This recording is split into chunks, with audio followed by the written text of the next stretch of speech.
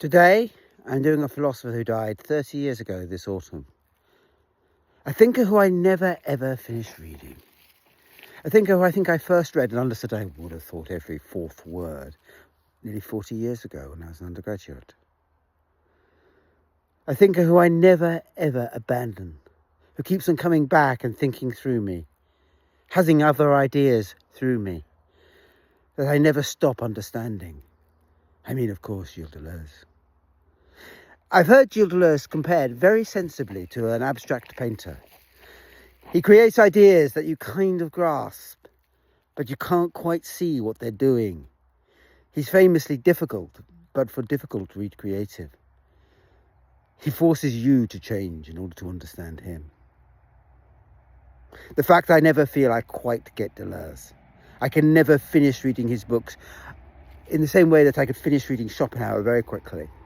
And in the end, I would finish reading Kant, and I did. I can't ever finish Deleuze.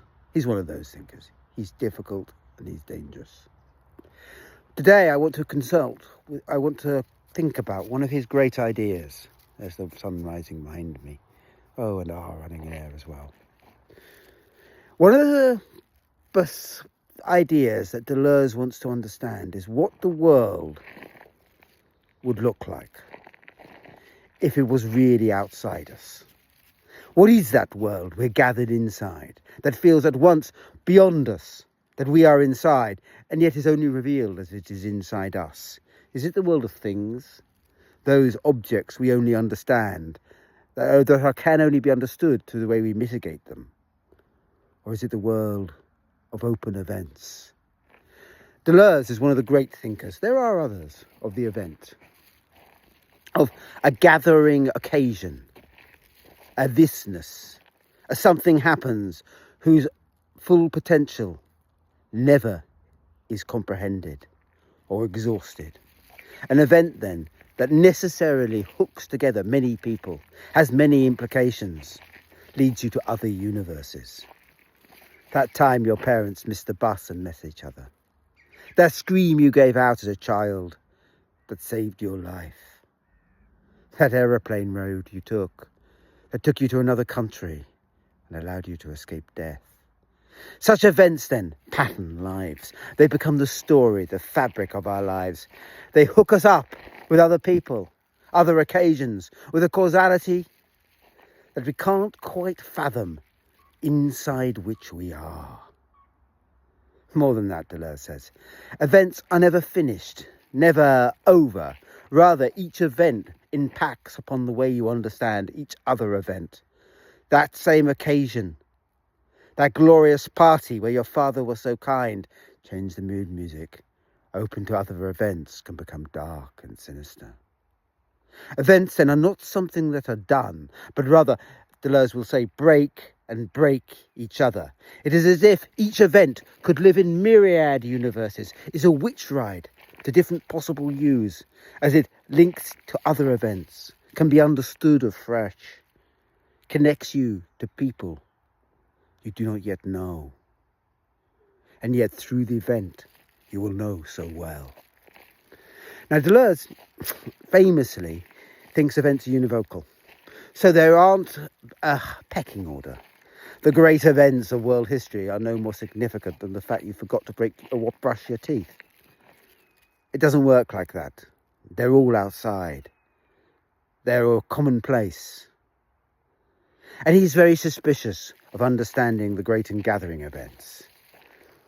And I understand that, and that is absolutely right.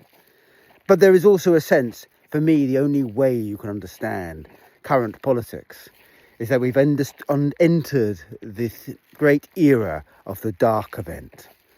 The events we all must be gathered into. The events, then, into which we are forced to go. Because there's something about those big events that control destinies. Whether that is an effect of the internet forcing us all to be connected, or whether there are more sinister forces that understand that if we are all hypnotised by the same thing, somehow we're all gettable to, or whether it's just happenstance, I'm not sure. I suspect it's the internet and a bit of happenstance, and actually a bit of the middle one as well, the more sinister one. They were all being gathered and forced and separated like sheep and goats. But how else do you understand that agony that is Gaza? It is that great event that is going to set minds for generations. As its precursor, the Second Gulf War defined the politics on the left for 20 years. Actually did more than that. It destroyed and warped the personalities of those who had been, back in the 90s, the heroes of the left, or at least their tolerated popinjays. I mean Blair, who is now a politician of no scruple and absolutely immoral. Was he always like that? Maybe. He certainly always had the potential to be like that. But also the press of the choice he made for the Second Gulf War has clearly warped his ability to understand what he is. So he now occurs inside that event, inside that definition of warmonger the left label him with. And those politics then infuse the agony of Gaza, into which we all pour our identity, into which in some form or other we all are gathered, whether we like it or not, however much we struggle, so that the death and the murder of a people feels somehow to each one of us peculiarly relevant, peculiarly part of our own politics. We understand it in our own ways. And so it becomes then a great event that unites and divides, and will never finish uniting and dividing long after the murder is over. It's a very dark thing that we're entering into.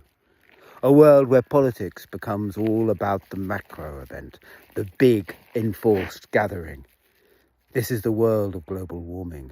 This is the world of wars and the rumour of wars. What can we do about it?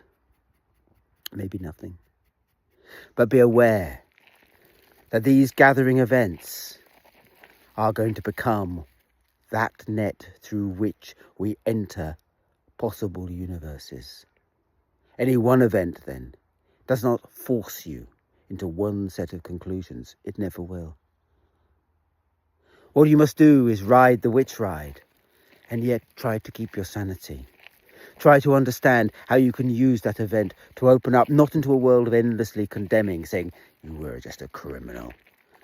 Although some of that isn't going to be necessary. But actually a way to transform the world, to make it different, to break all the dark events of the past and make them sing anew. Hopefully. Beyond the agony, you have to hope. You have to hope that Deleuze's basic idea of a univocity of events, so losing my toothbrush also matters, will somehow allow us to take the dark events of our times and to use them to make something better in the end. A witch ride to a better world. We can only hope.